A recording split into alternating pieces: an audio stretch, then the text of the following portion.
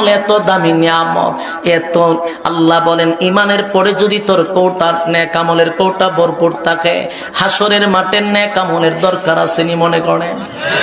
একটা নেকি, আবার বলছি একটা নেকি না দিবে আপনার বাবা, না দিবে মা, না দিবে ভাই, না দিবে বোন, না দিবে প্রাণের স্ত্রী। এই আবু জাহিল যখন সুমাইয়াকে আটকায়া দিল, সুমাইয়া রাদিয়াল্লাহু তাআলা আনহাকে গাছের সঙ্গে বেঁধে দিল, ওনার সন্তান কিন্তু পাশে দাঁড়ানো ছিল। সন্তানের সামনে মাকে যখন মারধর করে, মার সামনে সন্তানকে মারধর করে, মার শরীরে আঘাত করে, আর সন্তানকে বলে তোর মাকে আমরা এই মুহূর্তে দুনিয়ার থেকে বিদায় করে দিব। মূলত সূরাটা নাজিল হয় মক্কা নগরীতে। নাজিল হওয়ার একটা বিশেষ প্রেক্ষাপট ছিল, নাজিল হওয়ার একটা কারণ ছিল। মক্কা নগরীতে রাসূল সাল্লাল্লাহু আলাইহি সাল্লাম যখন একত্ববাদী খোদার দাওয়াত দেওয়া শুরু করলো, তখন ওই সমাজে তিন দল ছিল। বলুন কয় দল? একটা দ্বিত্ববাদী, আর একটা তিত্ববাদী, আর একটা বহুবাদী। এই তিন দল ছিল। দ্বিত্ববাদীরা দুই খোদায় বিশ্বাস করত, তিত্ববাদীরা তিন খোদায় বিশ্বাস করত, বহুবাদীরা বহু খোদায় বিশ্বাস করত। রাসূল সাল্লাল্লাহু আলাইহি সাল্লাম একত্ববাদী খোদার দাওয়াত দেওয়া শুরু করছে। এই মক্কার মানুষ এই দাওয়াত শোনার পরে তিন দল একত্রিত হইয়া রাসূলের বিরুদ্ধে অপপ্রচার শুরু করছে। রাসূল সাল্লাল্লাহু আলাইহি সাল্লামকে গালমন্দ করতে লাগলো যে আমাদের এত খোদা থাকতে আপনি একজনের দাওয়াত দেন কেন? এটি হলো তাদের যুক্তি। মূর্তি পূজারীদের বহু খোদায় তারা বিশ্বাসী ছিল। তাদের যুক্তি হলো আমাদের এত খোদা থাকতে আপনি একজনের দাওয়াত দেন কেন? এইভাবে আন্দোলন তারা শুরু করছে। কোনো সমস্যা না? তিন দল একত্রিত হয়ে রাসূলের বিরুদ্ধে যখন বলাবলি করতে লাগলো, তাদের একটা গালি হলো যে আব্দুল্লাহর পুত্র মুহাম্মদ ক্ষতিগ্রস্ত হয়ে গেছে। কি হয়ে গেছে? ক্ষতিগ্রস্ত হয়ে গেছে। নাউজুবিল্লাহ আছেন আপনার এলাকা? রাসূল সাল্লাল্লাহু আলাইহি সাল্লামকে তারা বলল যে উনি ক্ষতিগ্রস্ত হয়ে গেছে, ধ্বংস হয়ে গেছে। নাউজুবিল্লাহ। এই তাদের যে গালিটা, আল্লাহ রাব্বুল আলামিন তার প্রতিবাদে, তার জবাবে আমার তেলাওয়াতকৃত সূরা আসর আল্লাহ নাজিল করছে। এই হলো নাজিলের কারণ। তো রাসূল সাল্লাল্লাহু আলাইহি সাল্লাম যখন কালেমার দাওয়াত দেয়, তারা রাসূলকে গালি দেয়, আর আল্লাহ তার জবাবেই সূরা আসর নাজিল করে দাঁত ভাঙ্গা জবাব দিছে। তারা বলছে আব্দুল্লাহর পুত্র মুহাম্মদ ক্ষতিগ্রস্ত হয়ে গেছে, আর আল্লাহ সূরা নাজিল করে জানায়া দেয় কে ক্ষতিগ্রস্ত আর কে লাভবান। সূরা দিয়া যদি তোমরা একটা মাপ দাও, তাহলে তোমরা স্পষ্ট হয়ে যাবে যে আসলেই কি আমার রাসূল ক্ষতিগ্রস্ত না তোমরা ক্ষতিগ্রস্ত। কথা বুঝতেছেন? আপনারা যদি মেহেরবানি করে কথা বুঝেন তাহলে একটু হ্যাঁ অথবা না বলবেন। দুইটা শব্দের দ্বারা আমার উপকার হয় কি, আমার আর একটা কথা বলার উৎসাহ তৈরি হয়। রাসূল সাল্লাল্লাহু আলাইহি সাল্লামের যখন গালি দিছে, আল্লাহ তখন এই সূরা নাজিল করে কি জানাইছে যে কে ক্ষতিগ্রস্ত হইছে আর কে লাভবান। এই সূরা দিয়া মাপ দিলে তোমরা স্পষ্ট হয়ে যাবে। তাহলে এটা ১৫০০ বছর আগে সূরা নাজিল হইছে, এখন এই সূরাটা আসেনি, তাহলে এখনো মাপ দেওয়া যাবে কিনা? এটা কিন্তু কোরআনের একটা মুজিজা। কোরআন নাজিল হয় তার বিশেষ প্রেক্ষাপটে, কিন্তু হুকুমটা থাকে কিয়ামত পর্যন্ত। কথা বুঝতেছেন? তাইলে এই সূরা ১৫০০ বছর আগে তাদেরকে মাপ দেওয়ার জন্য আল্লাহ নাজিল করছেন, আমাদের জন্য নাজিল করছেন। মোট কথা কিয়ামত পর্যন্ত সবার জন্য একই হুকুম, ভিন্ন কোনো হুকুম নাই।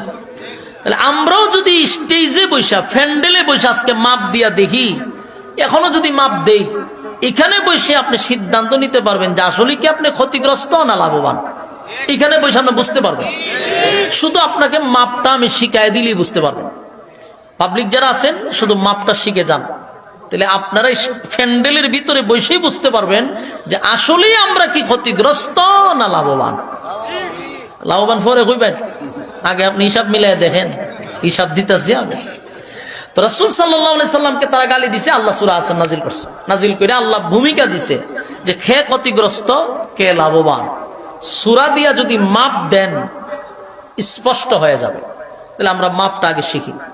এই সূরার ভিতরে একটা শব্দ হইলো আমরা লাভ, একটা হলো লস।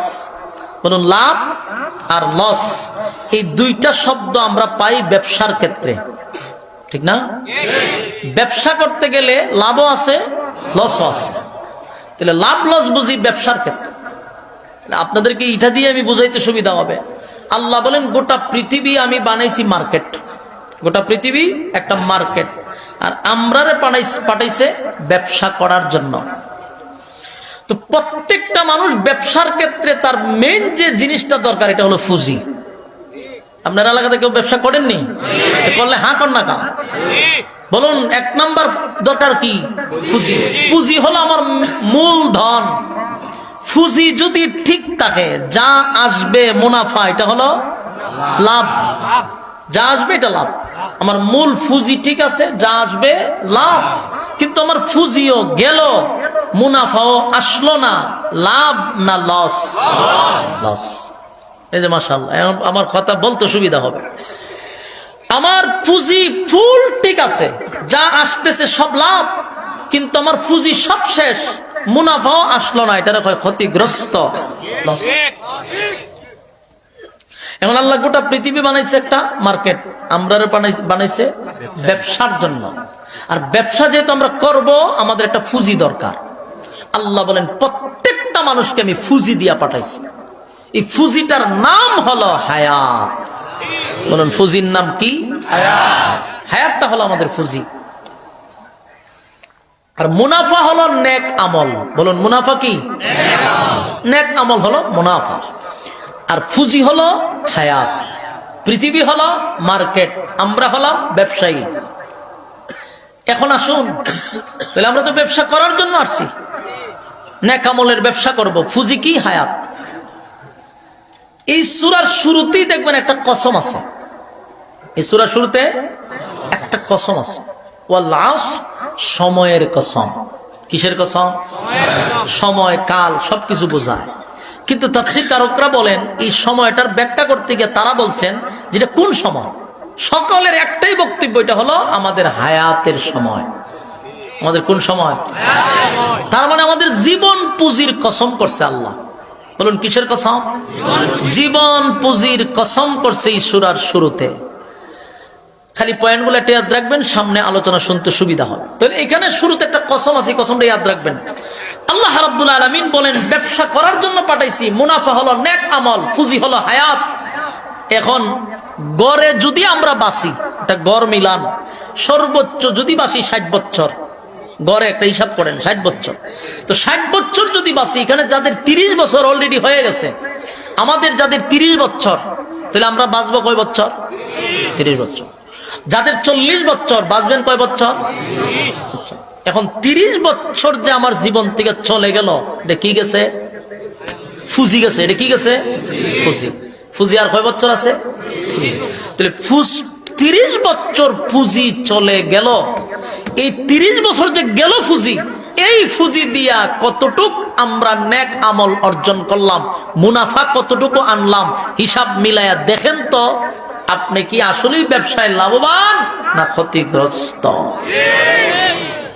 না বুঝা ঠিক করেন না, আগে নিজে নিজে একটু 1 মিনিটের ভিতরে আপনি চিন্তা করে দেখেন।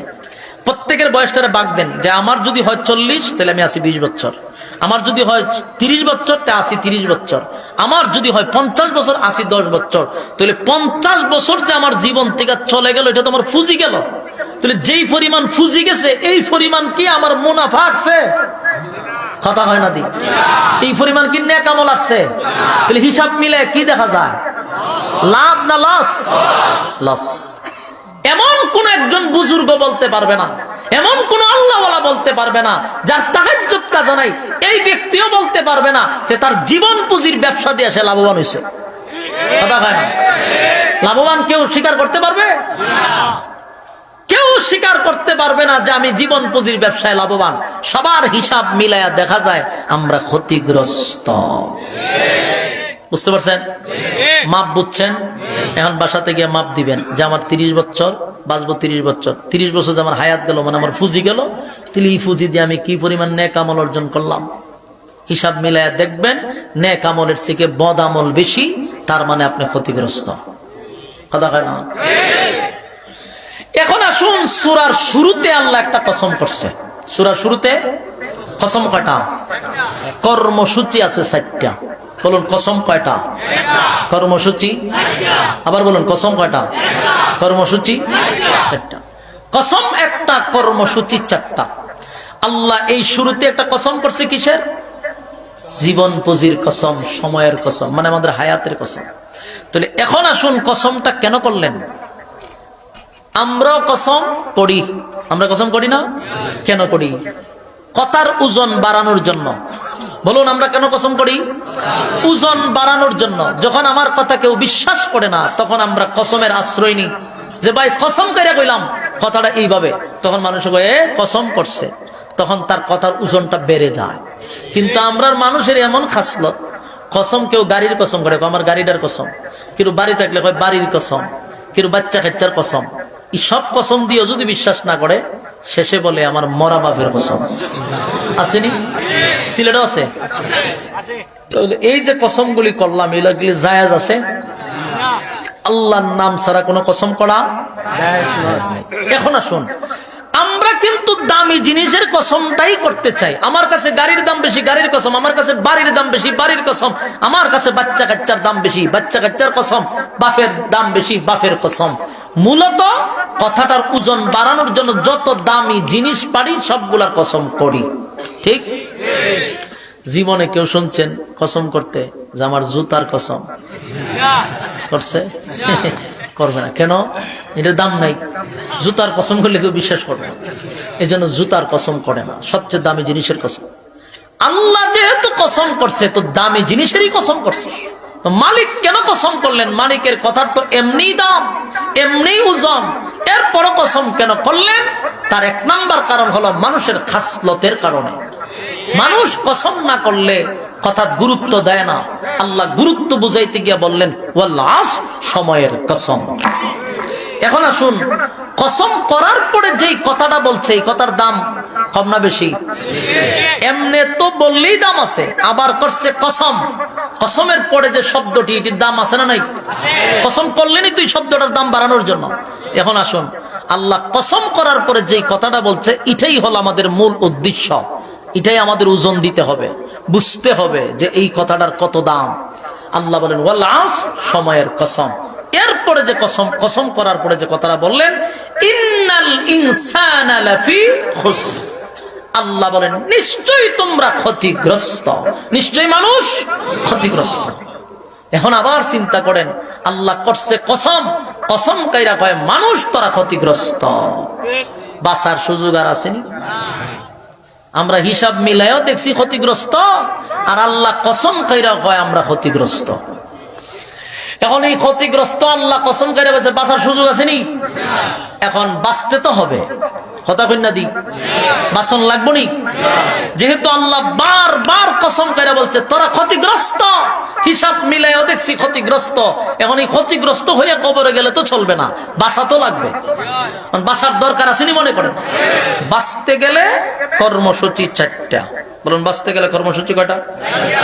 4টা কর্মসূচি যদি আপনি পালন করেন, আল্লাহ বলেন ক্ষতিগ্রস্ত হতে দিব না। সুবহানাল্লাহ আসেনি? দেখেন, এত বড় কঠিন ভাবে বলার পরেও মানুষের প্রতি আল্লাহর কত মায়া আর মহব্বত, আমাদেরকে বাঁচাইতে চায়। এই জন্য বলেন 4টা কর্মসূচি দিছি, যদি পালন করস ক্ষতিগ্রস্ত হবি না। তাহলে আপনারা যারা বৈশা আছেন, যারা দাঁড়িয়ে আছেন, বলুন তো দেখি আজকের এই 4টা কর্মসূচি আমাদের জন্য কতটুকু গুরুত্বপূর্ণ। যে 4 কর্মসূচি পালন না করলে আমরা 100% ক্ষতিগ্রস্ত। কথা হয় না? ক্ষতির থেকে কি আপনারা বাঁচতে চান? কারা কারা বাঁচতে চান হাত তুলে দেখায় দেন। একবারে অন্তর থেকে তুলেন যে আমরা কোন দিক দিয়ে ক্ষতিগ্রস্ত হতে চাই না, ক্ষতিগ্রস্ত থেকে বাঁচতে চাই ইনশাআল্লাহ। কয় কর্মসূচি? হাত লামান। 4টা কর্মসূচি। 1 নাম্বার, আল্লাহ বলেন ইল্লাল্লাযীনা আমানু। 1 নাম্বার কর্মসূচি হলো ঈমান আনো আমি আল্লাহর উপর। বলুন 1 নাম্বার কর্মসূচি কি? 1 নাম্বার কর্মসূচি হলো ঈমান। ইল্লাল্লাযীনা আমানু, ঈমান আনো আমি আল্লাহর উপর। এই ওয়াজ করার পরে এখানে যারা বসা, যারা দাঁড়িয়ে আছেন, যাদের কান পর্যন্ত আওয়াজ যাচ্ছিল, সবার একটাই বক্তব্য রিপিট করে আসবে, হুজুর আমরা যারা বসছি, আমরা যারা দাঁড়ায় আছি, আমরা যারা ওয়াজ শুনতেছি, সবাই তো আমরা ইমানদার, ঠিক না? এখানে কেউ বেঈমান আছে?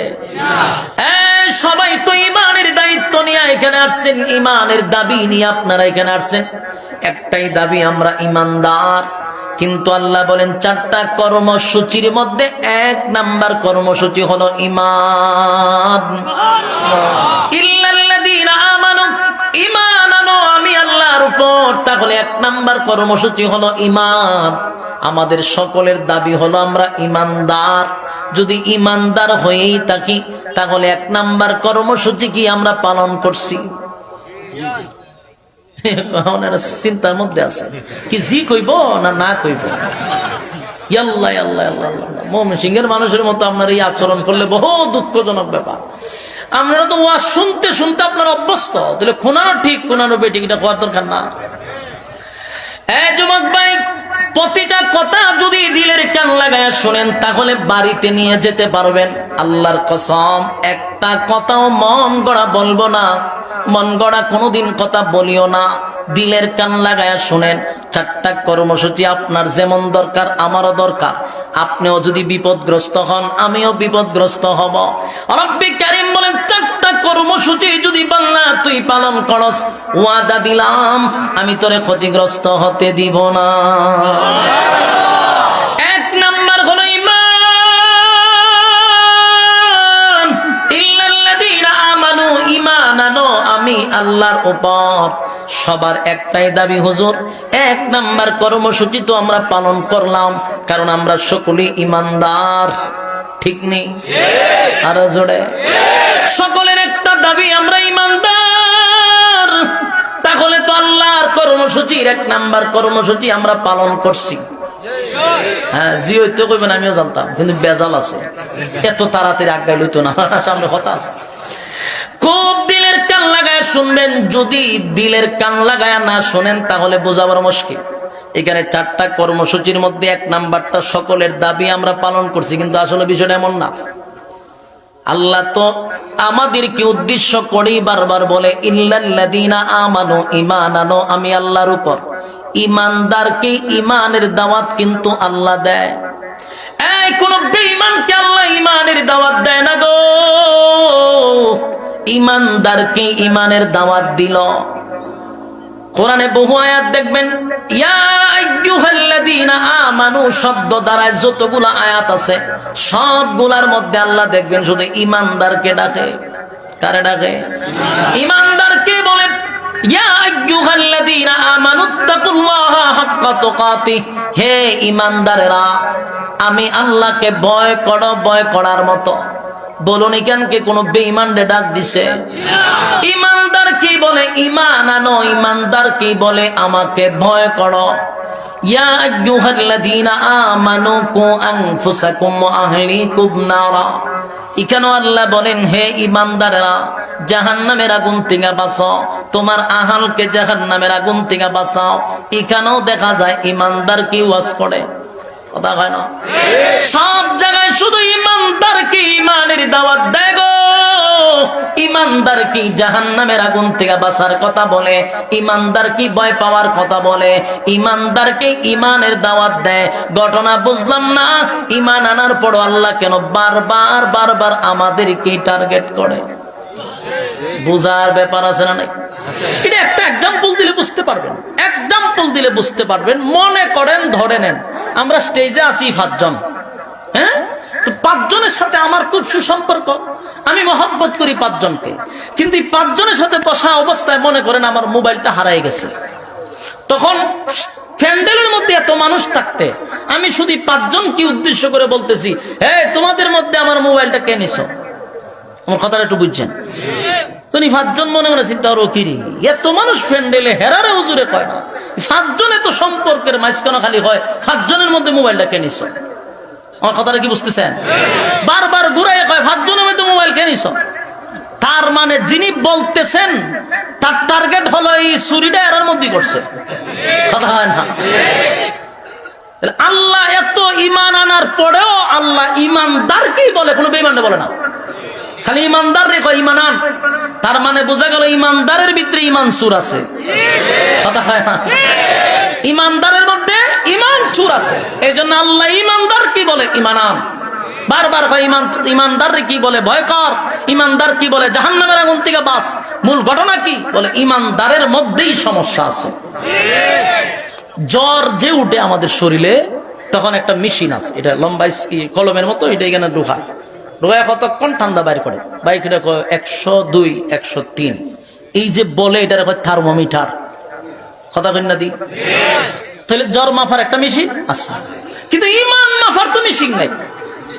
ইমান মাফার মেশিন না থাকার কারণে বিশ্ববিখ্যাত সুৎখোর, যাকে নোবেল পুরস্কার দেওয়া হয়েছে, এমন সুৎখোর ডাক্তার ইউনূসকে যদি বলেন আপনি কি, সে উত্তর দিবে আমি ইমানদার। কথা বল না দি? সে বিশ্ববিখ্যাত সুৎখোর, তারও যদি জিজ্ঞাসা করেন এক বাক্যে বলবে আমি ইমানদার।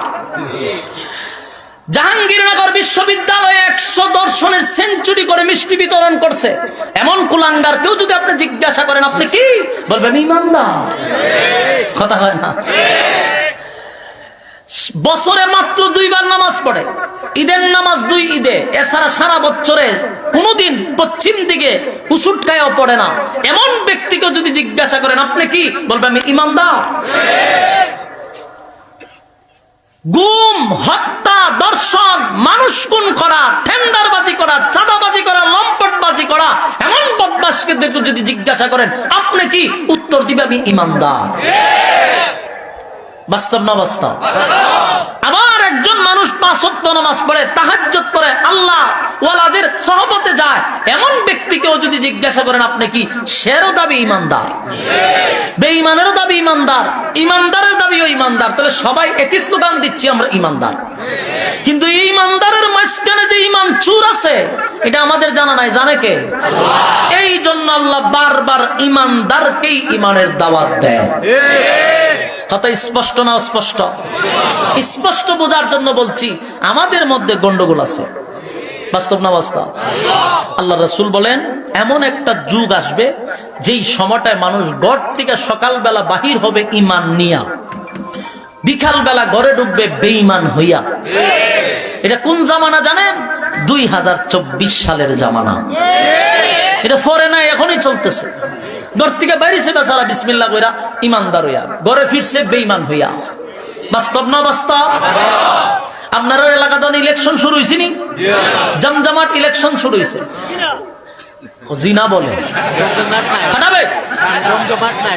ও ঠান্ডা নেই, ঠান্ডা হইলে কে দেখেন শ্বাসটলে কি পরিমাণ মানুষ বইয়া রয়েছে।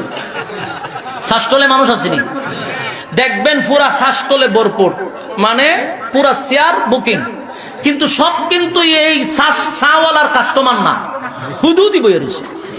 বইয়া ফাওলারায় আর নেতাগিরি আলাপ করে কতক্ষণ ভরে ফান খায়। এক একজন প্রার্থী আনারস মার্কা ঢুকছে, ঢুককে ছায়া দেখে মাশাল্লাহ পুরা শাসটল ভর্তি। তার একটা সালাম আলকি দিছে, কেমন আছেন? ভালো। তো জিগায় বুট কি? আমি আনারস মার্কা দাঁড়াইছি, বুটটা কি তা দিবেন নি? সিদ্ধান্ত এখন হয়েছে না। তখন আনারস মার্কা চিন্তা করছে সিদ্ধান্ত যে হয়েছে না, একটা কাজ করো, চা দাও। জনমের চা খাওয়াই তান্ডে না, খায় মুখে খাওয়া। খাওয়ার পরে জিগে কিতা কোনা, বুট আপনি পাবেন, বুট আপনি পাবেন। আনারস মার্কা সালামালকে দিয়ে খুশি হয়ে গেছে গা, কিন্তু এই চা খাওয়াই না লোক উঠে না। এরা যে বইছে বই উড়িছে, কিছুক্ষণ পরে দেখা যায় লাঙ্গল মার্কা ঢুকছে। ঢুকিয়া জিগায় কি খবর? সালামালকে দিছে, ভালো নি? ভালো। বুট কারে দিবেন? সিদ্ধান্ত হয়েছে না। এখন কি কয়? সিদ্ধান্ত হয়েছে না। এই বেচারা কয় দুধ চা খাওয়া, জনমের খাওয়ানি খাওয়া, খাইছে জনমের খাওয়া। যে গায়ে বুট কারে দিবি? সব বনাস, যেই খাওয়ানি খাওয়াইছেন বুট আপনারই তেমন লাগে। লাঙ্গল মার্কা খুব খুশি, সালাম আলকি দিয়ে গেছে গা। কিছুক্ষণ পর আয়া ঢুকছে, এখন একতারা মার্কা হিরো আলম। হিরো আলমে জিগায় বুট কারে দিবেন? সিদ্ধান্ত এখন হয়েছে না। হিরো আলম চিন্তা হলো রং চা গেছে, দুধ চা গেছে, এখন যদি আমি আবার দুধ চা মারি হইতো না, কফি মার। খাওয়াইছে কফি ইচ্ছা মতো, বুট কারে দিবি? কফি খাওয়াইছেন নিয়ে আপনি, বুট তো আপনারই দমন লাগে। বলুন তো দেখি বুট কয়টা? হ্যাঁ কথা কন না দিক দিছে কয়জন রে? ইমান আছে না গেছে? এ সকালে কিন্তু ইমান লইয়া গেছিল কর্তিকা, ঘরে ফিরার সময় বেঈমান হইয়া ফিরছে। বাস্তব না বাস্তব? ওই জন্যই আল্লাহ আমরারই কয় ইমান আন, কারণ আমরা ইমান তো সকালে গেছে আমরা করতে পারি না, কিন্তু আমি নিজে নিজে ইমান ধরে বইছি। কিন্তু আল্লাহ আমরারই কয় রে ইমান আন। কথা কি বুঝতেছে? ইল্লাল্লাযীনা আমানু ঈমান আনো আমি আল্লাহর উপর ঈমানদারের দাবি করি। প্রত্যেকটা মানুষ আমাদেরকে জিজ্ঞাসা করলে আমরা বলি ঈমানদার, কিন্তু রব্বে কারীম আমাদেরকে উদ্দেশ্য করে বলে বান্দারে ঈমান আন আমি আল্লাহর উপর। আপনি ঈমান আনছেন তো আপনার উপর ঈমানের পরীক্ষা হবে না, এটা কেমনে পাবেন আপনি? কিভাবে আপনি পাবেন যে আপনার পরীক্ষা আসবে না? শুনেন, ইমানদারের উপরে পরীক্ষা আসবে, এটাই বাস্তব। ইমানের পরীক্ষা ছাড়া কেউ জান্নাতে যেতে পারে নাই। আপনাকে ইমানের পরীক্ষা দিতে হবে। যদি পরীক্ষা না আসে বুঝবেন আপনার ইমান পাকাপোক্ত না, ইমানি জজবা নাই। প্রত্যেকটা ইমানদারের উপরে পরীক্ষা আসবে। সাহাবায়ে কেরামরা জান্নাতের সার্টিফিকেট দুনিয়ায় থাকতে পাইছে, কিন্তু যারা পাইছে ইতিহাস পড়েন সবাই ইমানের পরীক্ষা দিছে। কথা না? পরীক্ষা না দিয়ে আপনি কিভাবে পাবেন যে আপনি জান্নাতে যাবেন? এক যুবক নদীর পার দিয়া যায়, তো দেখে যুবতী কন্যা রূপসী নদীর পার থেকে একটা কলস লইয়া সে হাঁটতে হাঁটতে যায়।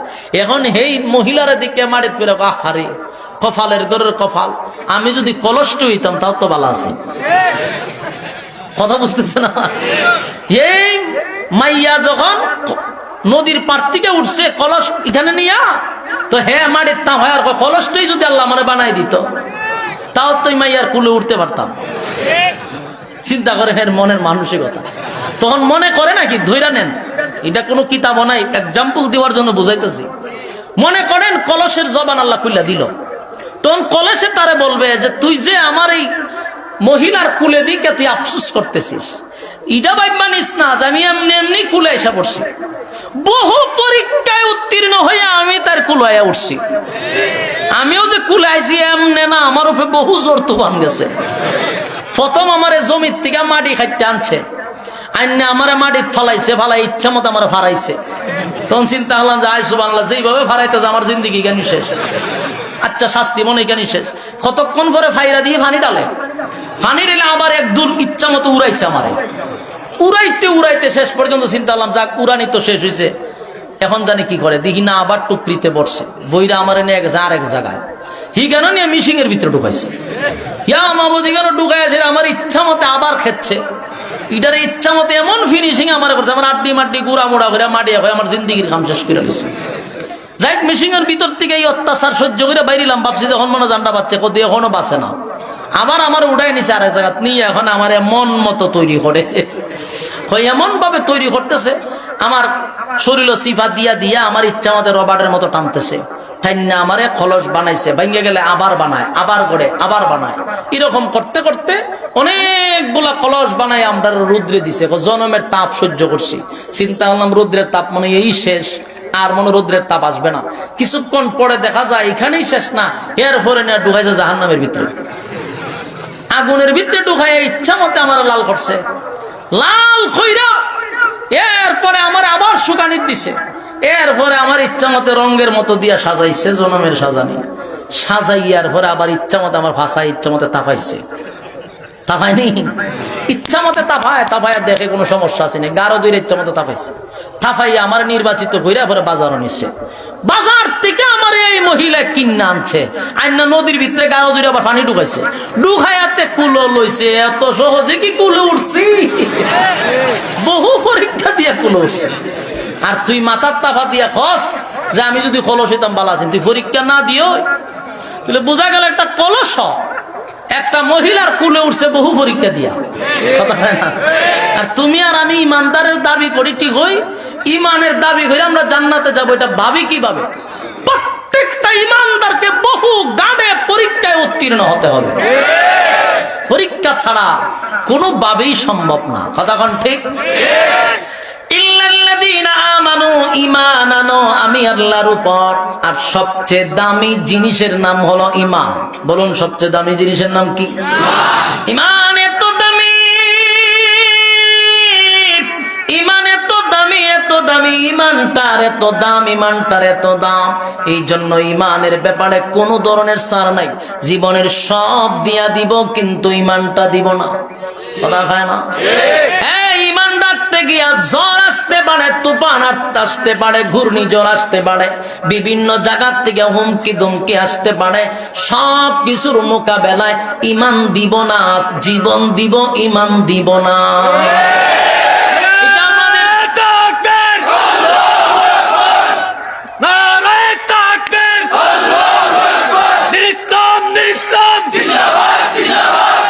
সম্মানিত সুধী, তাহলে বলুন, আমাদের যদি ঈমানের পরীক্ষা আসে, আমরা কি ঈমান দিয়া দিব? এই ঈমান চুরির বহু কৌশল চলতেছে বাংলার জমিনে। শুধু বিসমিল্লাহ করে তাসবিহ হাতে নিলাম আর মাথায় একটা পাগড়ি দিলাম আর 5 ওয়াক্ত নামাজ পড়লাম, এখানেই তোমার আমার দায়িত্ব শেষ নয়। এখানে দায়িত্ব শেষ নয়। আমাদের ঈমান পাহারা দেওয়ার জন্য লোক রেডি রাখতে হবে। বাংলার জমিনে গভীর ষড়যন্ত্র হচ্ছে আমাদের ঈমান ধ্বংস করার জন্য।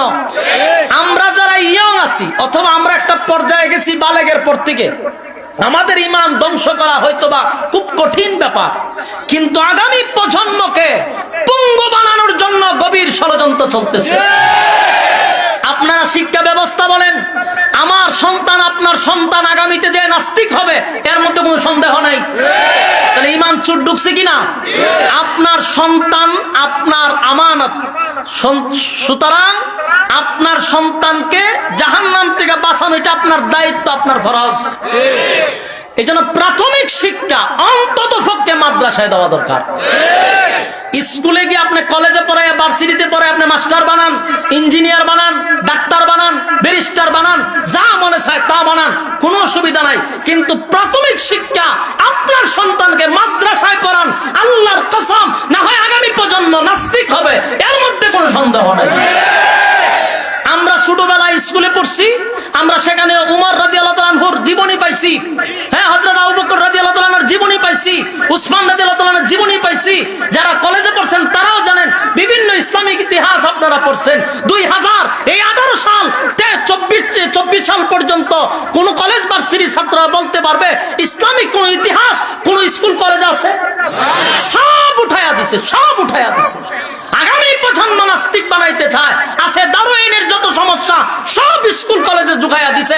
আমার বাচ্চা, আপনার বাচ্চা, আগামী প্রজন্ম কোথা থেকে আমাদের জন্ম হইল, আমাদের পূর্বপুরুষ কে ছিল, আমাদের বাচ্চাদেরকে জিজ্ঞাসা করলে আপনার বাচ্চা একটা সময় বলবে আমার বাপ দাদা ছিল বান্দর।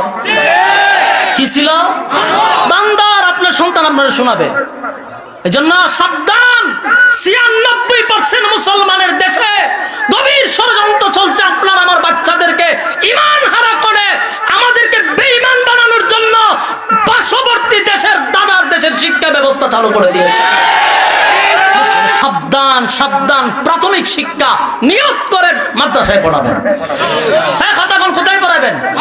আপনার সন্তানকে আপনাকে মাদ্রাসায় পড়ায়া ঈমানের ফাউন্ডেশন তৈরি করেন। আল্লাহর কসম, নেক্সট টাইমে তাকে নাস্তিক বানানো সম্ভব হবে না। এটা উলামায়ে কেরামদের পক্ষ থেকে মেসেজ, প্রত্যেকেই এটার উপরে অটল থাকেন। আল্লাহর কসম, আপনার সন্তানকে নাস্তিক বানাতে পারবে না যদি আপনি প্রাথমিক শিক্ষা মাদ্রাসায় দেন। সম্মানিত সুধী, এই জন্য বলতে চাই, আল্লাহ রাব্বুল আলামিন বলেন ঈমানের এত দাম, যদি কেউ সরিষা পরিমাণ ঈমান লইয়াও যদি কবরে যায়, গুনার কারণে জাহান্নামের আগুনে জ্বলবে, কিন্তু একটা সময় সরিষা পরিমাণ ঈমান থাকার কারণে আল্লাহ জান্নাতে ঢুকাবে। কিসের কারণে? ঈমানের কারণে। কিসের কারণে? ঈমানের কারণে। ইল্লাল্লাযীনা আমানু, ঈমান আনো আমি আল্লাহর উপর, ঈমান আনো আমি আল্লাহর উপর। ঈমানদারকে আল্লাহ বলে ঈমান আনো, কারণ ঈমানের এত দাম, এত দাম, এত দাম।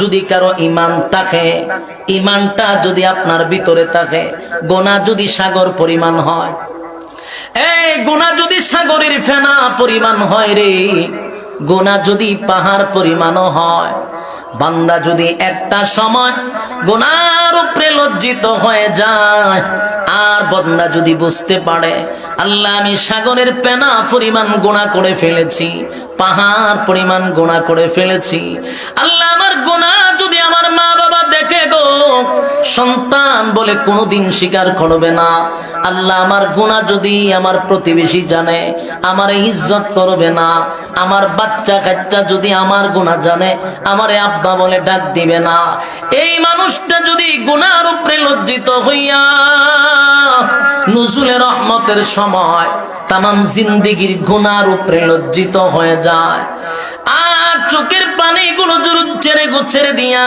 বান্দা যদি অতীতের গুনার উপরে লজ্জিত, ভবিষ্যতে গুনাহ করবে না এমন মর্মে যদি আল্লাহর দরবারে ওয়াদা করে, আর প্রচন্ড ঠান্ডা পানি দিয়া উযু করে আল্লাহর কুদরতি পায়ের সামনে দাঁড়ায়া যায়, আল্লাহ জিজ্ঞাসা করেন ফেরেশতারা শুন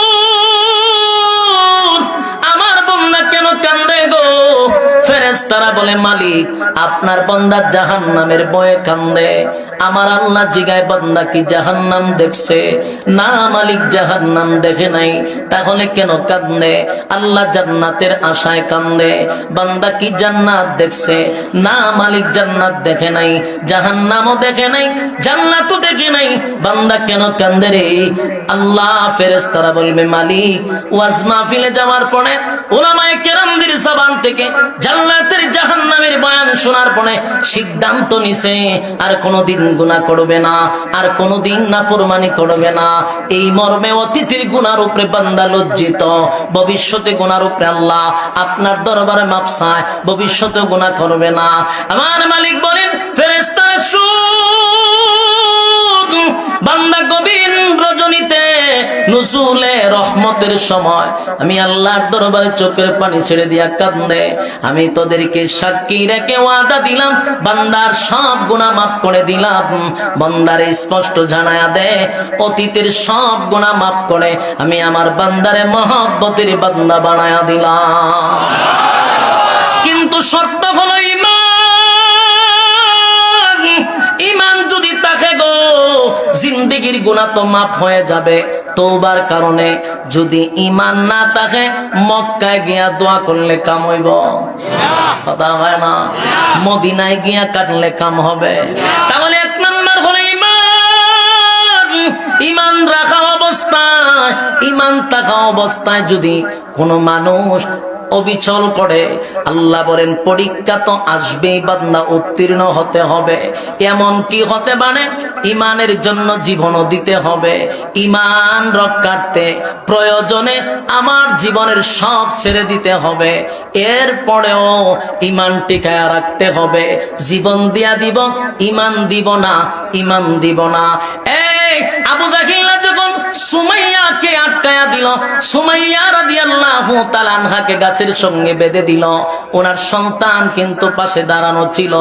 সন্তানের সামনে মাকে যখন মারধর করে, মার সামনে সন্তানকে মারধর করে, মার শরীরে আঘাত করে, আর সন্তানকে বলে তোর মাকে আমরা এই মুহূর্তে দুনিয়ার থেকে বিদায় করে দিব, এখনো সময় আছে রে। আব্দুল্লাহর পুত্র মুহাম্মদের উপর ঈমান আনছতিটা ছেড়ে দে, বাপ দাদার ধর্মের মধ্যে চুনকালি মারিস না। সুমাইয়া রাদিয়াল্লাহু তাআলা আনহা তার সন্তানের উদ্দেশ্যে নসিহত করে, বাবারে জীবন যদি চলে যায় চলে যাবে, কিন্তু সাবধান ঈমানটা দিবি না, ঈমানটা দিবি না। এই জীবন গেলে জীবন পাবি, ঈমান গেলে ঈমান পাবি না। এই যুবক ভাই সন্তানের সামনে মাকে বর্ষা মেরে দুনিয়ার থেকে বিদায় করে দিল, এরপর ঈমান দিল না, ঈমান দিল না। এমন কোন সাহাবী নাই যাদের উপর ঈমানের পরীক্ষা আসে নাই। খাব্বাব রাদিয়াল্লাহু তাআলা আনহুর শরীরের মধ্যে জ্বলন্ত কয়লার মধ্যে শোয়া দিত, কিন্তু ঈমান ছাড়ে নাই, চিৎকার দিত আর বেঈমানরা বলতো মুহাম্মদের উপর ঈমান ছেড়ে দে, কিন্তু ঈমান ছাড়ে নাই। বেলালের জিহ্বার মধ্যে পেরাক মারছে আল্লাহ বলার কারণে বেলালকে বলছে, বেলাল ঈমান ছেড়ে দে। বেলাল ঈমান ছাড়ে নাই, জীবন দিয়া দেয়, ঈমান দিল না। এমন অসংখ্য সাহাবায়ে কেরাম ঈমানের পরীক্ষায় উত্তীর্ণ হইল, কিন্তু ঈমান ছাড়ল না। যুবক ভাইরা আমার, তোমার আর আমার উপরে ঈমানের পরীক্ষা শুরু হয়ে যাবে। ফিলিস্তিনের জমিনে মুসলমানদের উপর ঈমানি পরীক্ষা শুরু হয়ে গেছে। একের পর এক যুবকরা আল্লাহর ঘর রক্ষার্থে, ইজ্জত রক্ষার্থে আল্লাহর বান্দারা জীবন প্রতিদিন দিচ্ছে, মা বোনরা জীবন দিচ্ছে, ছোট ছোট বাচ্চারা জীবন দিচ্ছে, কিন্তু ঈমান দেয় খাদা হয় না। এই এমন পরীক্ষা তোমার আর আমার উপর আসবে, কিন্তু ইয়াদ রাখবা, ঈমানের পরীক্ষা ছাড়া গন্তব্যে পৌঁছা যাবে না। আল্লাহ রাব্বুল আলামিন ঈমানদারকে ঈমানের বক্তব্য দিয়া ঈমানি জজবা তৈরি করে দিল। হে ঈমানদারেরা, ঈমান আনো আমি আল্লাহর উপর। 1 নাম্বার কর্মসূচি যদি পালন করতে চাও, তাহলে প্রথম নাম্বার কর্মসূচি হলো ঈমান আনো আমি আল্লাহর উপর। বলুন, ঈমান আনবেন কার উপর? এটা হলো 1 নাম্বার কর্মসূচি। 2 নাম্বার কর্মসূচি হলো ওয়ামিলুস সালিহাত। 2 নাম্বার হলো নেকামল। ঈমানের পরে হলো নেকামল। আপনারা যারা এখানে বসছেন, এখানে আসছেন, সবাই তো নেকামলের উদ্দেশ্যে আসছেন, অন্য কোন উদ্দেশ্য আছে? এই যুবক ভাই, প্রত্যেকটা মানুষের নেকামলের প্রয়োজন আছে গো। নেকামল ছাড়া কোনো উপায় থাকবে না। নেকামল এত দামি নিয়ামত, এত আল্লাহ বলেন ঈমানের পরে যদি তোর কৌটা, নেকামলের কৌটা ভরপুর থাকে, হাসরের মাঠে নেকামলের দরকার আছে নি মনে করেন? একটা নেকি, আবারও বলছি, একটা নেকি না দিবে আপনার বাবা, না দিবে মা, না দিবে ভাই, না দিবে বোন, না দিবে প্রাণের স্ত্রী, কেউ দিবে না। এই জন্য আল্লাহ বলেন ওয়ামিলুস সালিহাত। 2 নাম্বার হলো নেকামল। এই মাহফিলে আসেন, প্রতিটা আয়াতের প্রতিটা অক্ষরে 10টা করে নেকি আপনার আমল নামায় আল্লাহ উঠায়া দিচ্ছে। রাস্তাঘাটে, দোকানপাটে অনর্থক কারণে যদি সময় নষ্ট করতেন, বলুন না কয়টা নেকি আমল নামায় আসতো? আল্লাহ কিন্তু পাঠাইছে ব্যবসার জন্য। ব্যবসা করব নেকামলের, মুনাফা হলো নেকামল। আল্লাহ বলেন ওয়ামিলুস সালিহাত, নেকামল করো। এই যুবক ভাইরা, এখানে যতক্ষণ বসা, যতক্ষণ দাঁড়িয়ে আছেন, প্রতিটা আয়াতের 1টা করে অক্ষরে 10টা করে নেকি যদি আমল নামায় ঢোকে, লাভ না লস? কথা হয় না? হাসরের মাঠে একটা নেকি মা আপনাকে দিবে না গো। আল্লাহ কোরআনে বলেন ইয়াউমা ইয়াফিরুল মারউ মিন আখিহি ওয়া উম্মিহি ওয়া আবিহি ওয়া সাহিবাতিহি ওয়া বানিহি। কিয়ামতের মাঠে মা তার সন্তানকে পরিচয় দিবে না, বাবা তার সন্তানকে পরিচয় দিবে না, ভাই ভাইয়ের পরিচয় দিবে না, বোন বোনের পরিচয় দিবে না, এমনকি আপন মা, আপন বাবা, আপন স্ত্রী আপনাকে পরিচয় দিবে না। শুধুমাত্র একটা নেকির কারণে মানুষ কোন সময় একটা নেকির জন্য আল্লাহ জান্নাত দিবে গো। একটা নেকি কমতে হওয়ার কারণে জাহান্নামে যাবে। আল্লাহ বলবে বান্দারে, অসংখ্য নেকির মধ্যে একটা নেকি তোর কম, আমি একটা নেকি কম হওয়ার কারণে বান্দা তোরে জাহান্নামে ঢুকাবো। বান্দা বলবে মালিক, একটা নেকি তোই সমস্যা, একটা নেকির কারণে কি মালিক আপনি জাহান্নামে দিবেন? আমার দুনিয়াতে কত আত্মীয় স্বজন ছিল, বাবা ছিল, মা ছিল, ভাই ছিল, আত্মীয় স্বজন ছিল, মহব্বতের মানুষও ছিল। একটা নেকি যদি আমি আমার মহব্বতের মানুষ থেকে আনতে পারি গো, মালিক আপনি কি জান্নাত দিবেন না? আল্লাহ বলেন বান্দারে, হাসরের মাঠে তোরে একটা নেকি দিয়া কেউ সাহায্য করবে না, কেউ কাউরে একটা নেকি দিয়া সাহায্য করে না। বান্দা বারবার বলে মালিক অনুমতি চাই, একটা নেকির জন্য আমি হাসরের মাঠে দৌড়াবো। বান্দার আল্লাহ অনুমতি দিল, যা বান্দা যা, হাসরের মাঠে গিয়া বান্দা এবার নেকি তালাশ করে, দেখা হবে বন্ধুর সঙ্গে। ডাক দেয়া বলবে, প্রাণের বন্ধু, একই সাথে বৈশা কফির আড্ডা করছি, একই সাথে খেলাধুলা করছি, একই সাথে ব্যবসা করছি, একই সাথে আড্ডা মারছি, একটা নেকির অভাবে আমার মালিক তোমার জাহান্নামে দিবে। দে বন্ধু, একটা নেকি দিলে জান্নাতে চিরস্থায়ী চলে যাব। বন্ধু বন্ধুরে চিনার পরেও বলবে না, দুনিয়াতে কোনো বন্ধু ছিল না। অপারক হইয়া দৌড়াইয়া যাবে আত্মীয় স্বজনের কাছে, চাচাত্তো ভাই, মামাত্তো ভাই, খালাত্তো ভাই, ফুফাত্তো ভাই, যত ভাই আছে সবার কাছে বলবে, আমার খালাত্তো ভাই, মামাত্তো ভাই, একটা নেকি দে, আল্লাহর তরি জান্নাতে চিরস্থায়ী হয়ে যায়। মামাত্তো ভাই, খালাত্তো ভাই, চাচাত্তো ভাই সবাই বলবে, দুনিয়াতে আমার কোনো ভাই ছিল না। আপন ভাইয়ের কাছে গিয়া বলবে, ভাই রে, তোর জন্য আমি এত কষ্ট করছি, ছোটবেলা তোরে লেখাপড়া করাইছি, তোরে ব্যবসা করাইয়া দিছি, একটা নেকির অভাবে মালিক তো আমারে জাহান্নামে দিবে। দে না একটা নেকি, আল্লাহর তরি জান্নাতে চলে যাই। আপন ভাই বলবে, দুনিয়াতে আমার কোনো ভাই ছিল না। দেখা হয়ে যাবে নিজের স্ত্রীর সাথে, বউয়ের কাছে গিয়া বলবে, প্রাণের বিবি রে, দুনিয়ার জমিনে 20,000 টাকার শাড়ি চাইলো, তোমারে দিছি। বউ, তোমারে আমি গয়না কিনা দিছি, তোমার মুখের হাসি ফোটানোর জন্য এই মা বাবার চোখ দিয়ে পানি জড়াইছি, তোমার মুখের হাসি ফোটানোর জন্য আমার মা বাবারে কুড়ে গড়ে রাইকা শহরে লইয়া প্লাডে লইয়া তোমারে থাকছি। বউ, একটা নেকির শটের জন্য জান্নাতি হতে পারতেছি না, দে না বউ, একটা নেকি দিলে জান্নাতি হয়ে যাব। বউ নিজের স্ত্রী বলবে, দুনিয়াতে আমার কোনো স্বামী ছিল না। বউ বিদায় করে দিল। এবার বান্দা হাসরের মাঠে পাগল পাগল হইয়া ঘুরে, দেখা হয়ে যাবে তার নিজের বাবার সঙ্গে।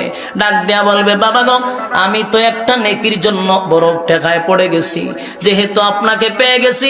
বাবা, দুনিয়াতে নিজে না খাইয়া আমাদেরকে খাওয়াইলেন, নিজে ভালো একটা কাপড় পরিধান করেন নাই, আমাদেরকে করাইছেন, এত কষ্ট করে লেখাপড়া করাইয়া আমাদেরকে এত কিছু করলেন। আজকে আপনার সন্তান একটা নেকির অভাবে চিরস্থায়ী জাহান্নামী হয়ে যাব। এবার বাবা বলবে, দুনিয়াতে আমার কোনো সন্তান ছিল না। নিজের বাবা তার সন্তানকে চিনার পর বিদায় করে দিবে। বান্দা দৌড়াইয়া তার মার সঙ্গে সাক্ষাৎ করবে। বলুন তো দেখি, পৃথিবীতে মার চেয়ে বেশি আপন কেউ আছে? কথা হয় না? এবার লোকটা চিন্তা করবে, সবাই যদি ফিরায়া দেয় রে, মা কোনোদিন ফিরায়া দিবে না। মার কাছে গিয়ে বলবে, মা গো, সবার কাছে গেছি গো মা, কেউ তো আমার একটা লেখে দিয়া সাহায্য করলো না, তোমার কাছে আসছি গো মা, ফিরায়া দিও না। একটা নেকির অভাবে মালিক ঘোষণা করে দিছে জাহান্নামে দিয়ে দিবে। মা, দুনিয়াতে একটা মশার কামড় বরদাস্ত করতে পারো নাই, সন্তানের প্রতি তোমার এত মায়া, আজকে একটা নেকির অভাবে চিরস্থায়ী জাহান্নামী হয়ে যাব।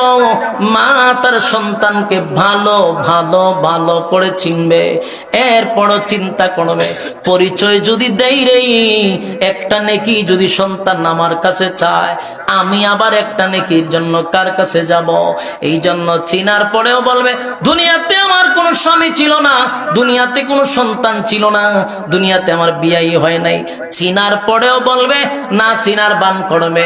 বান্দা আবার চিন্তা করবে, মা যেহেতু দেয় নাই, হাসরের মাঠে একটা নেকি দিয়া সাহায্য করবে না। বান্দা আবার আল্লাহর সামনে গিয়া দাঁড়ায়, মালিক জিগায়, বান্দা রে, পাইছত নি একটা নেকি? বান্দা মাথা নিচের দিকে দিয়া বল, মালিক, কিয়ামতের মাঠ ঘুরে ঘুরে দেখছি গো, একটা নেকি দিয়ে আমার কেউ সাহায্য করলো না। আল্লাহ, মার কাছে গেলাম, বাবার কাছে গেলাম, ভাইয়ের কাছে গেলাম, বোনের কাছে গেলাম, কাউরে বাদ রাখলাম না। আল্লাহ বলে, বান্দারে, আমি তো জানি তোরে কেউ নেকি দিবে না, তারপরও তোরে পাঠাইলাম, কারণ তুই মার জন্য দুনিয়াতে আমার সময় দিলি না, বাবার জন্য আমার দুনিয়ায় সময় দিলি না, ভাইয়ের জন্য বোনের জন্য আমার সময় দিলি না, ব্যবসা করলি আমার সময় দিলি না, চাকরি করলি আমার সময় দিলি না, ঘন্টার পর ঘন্টা, রাইতে দিনে 24 24 ঘন্টা ধরে সময় দিলাম, বাংলা এত সময় থাকার পরেও নামাজের জন্য তোরে পাওয়া যায় নাই। হে বাংলা, নেক আমলের জন্য তোরে পাওয়া যায় নাই। বান্দা 24টা ঘন্টা তোর কাছে আমার জন্য সময় নাই। বিপিএল এ সময় আছে, আইপিএল এ সময় আছে, বিশ্বকাপের সময় আছে, বন্ধুদের আড্ডায় সময় আছে, ফেসবুকে অন্যের বিরুদ্ধে লেখার সময় আছে, কমেন্ট করার সময় আছে, মানুষের গীবত করার সময় আছে। সময় নাই শুধু আমি আল্লাহর বেলা। আল্লাহ বলে, বান্দা শুধু আমি জানি হাসরের মাঠে তোর একটা নেকি কিয়া দেও কেউ সাহায্য করবে না। ইয়াউমা ইয়াফিরুল মারউ মিন আখিহি ওয়া উম্মিহি ওয়া আবি ওয়া সাহিবাতিহি ওয়া বানি। মা পরিচয় দিবে না, বাবা পরিচয় দিবে না, ভাই ভাইয়ের পরিচয় দিবে না। তারপরও কেন পাঠাইলাম জানোস? যাদের জন্য দুনিয়াতে তুই সময় নষ্ট করলি, যাদের পাগল হইয়া জীবনটাকে বরবাদ করে দিলি, আজকে দেখ তারা তোর কোনো কাজে আসেনি। যার পক্ষে নিয়া এত গুনাহ করলি, আজকে দেখ তোর কোনো কাজে আসেনি। এই জন্য বোঝানোর জন্য আমি হাসরের মাঠে তোরে পাঠাইলাম। কিন্তু বান্দারে, একটা নেকির শট আজকে এই মাদ্রাসার মাহফিলে তোরা দাঁড়াইয়া বইসা ঠান্ডার মধ্যে কোরআনের কথাগুলো শুনছিলি, একটা অক্ষরে 10টা করে নেকি আমল নামায় পাইছিলি। আমি আল্লাহ সেটাকে জরিয়া করেন, আমি আল্লাহ একটা নেকি তোর আমল নামায় পুরা করিয়া চিরস্থায়ী জান্নাতি তোরে ঘোষণা করে দিলাম। চিৎকার দিয়া কোন সুবহান। এই যুবক ভাই, তাহলে আল্লাহ রাব্বুল আলামিন বলেন, একটা নেকির এত দাম হাসরের মাঠে। বলুন তো দেখি, নেকের প্রয়োজন আছে না নাই? জোরে কর। এই জন্য ইল্লাল্লাযীনা আমানু, ঈমানের পরে, ওয়া আমিলুস সালিহাত, নেক আমল। নেক আমল ছাড়া কোনো উপায় নাই। 2 নাম্বার কর্মসূচি হলো নেক আমল। 3 নাম্বার কর্মসূচি হলো ওয়াতাওয়াসাউ বিল হক। 3 নাম্বার হলো বান্দারে, 3 নাম্বার কর্মসূচি হলো হক কথা। 3 নাম্বার কি কথা? হ্যাঁ জোরে কোন 3 নাম্বার কি? 3 নাম্বার হলো হক কথা। হক কথা, হক কথা। হক কথাটা কিন্তু তিতা না মিডা? আরো জোরে। হক কথা এত তিতা, ইমাম যদি হক কথা বলে ইমামতি থাকে না, খতিব সাহেব যদি হক কথা বলে খতিবগিরি থাকে না, হক কথা যদি বক্তায় বলে রে বক্তা স্টেজে থাকে না। হক কথা এত তিতা, এত তিতা। কিন্তু আল্লাহ বলেন, তিতা হইলেও 3 নাম্বার কর্মসূচি হলো হক কথা। তোমাকে হক কথা বলতেই হবে। এই সমাজে একটা প্রচলন, সব হক কথা ইমামের উপরে চাপাই দেয়। বাস্তব না বাস্তব? মসজিদে যাওয়ার সময় দেখছে এক বাড়িতে গান বাজনা বাজানো হচ্ছে। হে ইমাম সাহেব রে, হুজুর আগামী জুম্মায় এমন ভাবে ইচ্ছা মতে বাঁশ দিবেন যাতে জিন্দিগিতে গান না বাজায়। ইমাম সাহেব ফামো ফিরা জুম্মার নামাজে এমন ভাবে কইছে, জনমের খোয়া কইছে। নামাজ শেষ, ইমাম সাহেব রুমে বসে। কিছুক্ষণ পরে দেখা যায় মসজিদের সভাপতি এক, হুজুর ব্যাগ টেক গুছান। আর কত থাকতে? আমি কি সমস্যা? সমস্যা হইল যেইভাবে ওয়াজ মাহফিল আমারে গাইছেন, গান বাজনা আমার বাড়িতেই বাজানো হয়েছিল। কথা কি বুঝতেছেন? আমার কথা বুঝতেছেন নি? বলুন, হক কথা কি শুধু ইমামের উপরে দায়িত্ব ছিল না প্রত্যেকের উপরে দায়িত্ব? কথা কেন? ইমাম সাহেবের উপরে শুধু হক কথার দায়িত্ব নয়, প্রত্যেকটা মানুষের উপরে হক কথা বলা ফরজ। কথা কেন? ইমাম সাহেবের উপরে শুধু দায়িত্ব নয়। 4 নাম্বার হলো ওয়াতাওয়াসাউ বিস সবর। আল্লাহ বলেন 3 নাম্বার হলো ওয়াতাওয়াসাউ বিল হাক্কি ওয়াতাওয়াসাউ বিস সবর। 4 নাম্বার হলো সবর, মানে ধৈর্য। যদি তোমার ভিতরে ধৈর্য থাকে তাহলে তুমি ঈমান রাখতে পারবা। যদি তোমার ভিতরে ধৈর্য থাকে তুমি নেক আমল করতে পারবা। যদি তোমার ভিতরে ধৈর্য থাকে হক কথা বলতে পারবা। তাহলে 4 নাম্বার কি? ধৈর্য। 1 নাম্বার ঈমান, 2 নাম্বার নেক আমল, 3 নাম্বার ধৈর্য হক কথা, 4 নাম্বার ধৈর্য। কয়টা কর্মসূচি? আরো জোরে। 4 কর্মসূচি পালন করবেন তো ইনশাআল্লাহ। হ্যাঁ এরকম জোরে করে ইনশাআল্লাহ। কয় কর্মসূচি? 4 কর্মসূচি পালন করবো তো ইনশাআল্লাহ। আল্লাহ সবাইকে বুঝার তৌফিক দান করুক। সকলেই বলি আমিন। বলনে ওয়ালা শুনলে ওয়ালা উভয়কে সহি আমল করার তৌফিক দান করুক। সম্মানিত সুধী, নাম কি? হুজুরের নাম কি? খলিফা গর্বশা হুজুর আয়সা পড়ছে ইনশাআল্লাহ। ইনশাআল্লাহ হুজুর যেহেতু স্টেজে আয়সা পড়ছে, এখন কথা বলাটা বেয়াদবি। গহরপুর সাহেব হুজুরের খলিফা, আল্লাহ তাআলা হুজুরের হায়াতে আমলে বরকত দান করুন সকলে বলে আমিন। আমরা হুজুরের কাছ থেকে দোয়ায় শরীক হয়ে ইনশাআল্লাহ আমরা যাব। আল্লাহ তাআলা আমাদের কথাগুলির উপরে বলনেওয়ালা শুননেওয়ালা উভয়কে সহি আমল করার তৌফিক দান করুন সকলে বলে আমিন।